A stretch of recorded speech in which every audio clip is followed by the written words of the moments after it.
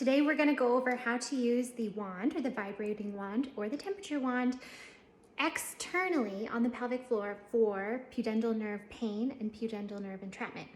So obviously the wand can be used internally via the vaginal entry or rectal to help with pudendal nerve pain.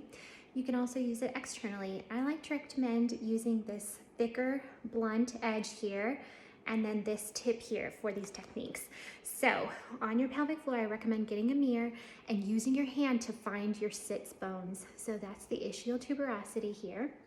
And then once you find that, if you scoop in, you'll find kind of a soft tissue area right on the inside there. From there, you can take this end, and we're always using tomato touch, so never pushing on our tissue any harder than you would use to check a tomato for ripeness.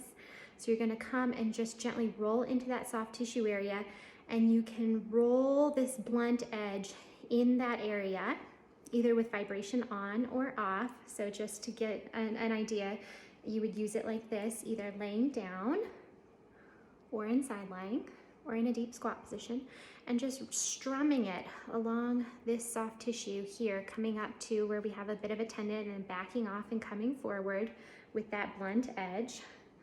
You can also use a little bit more of a pointy edge, again, tomato touch, to scoop in and come along underneath there.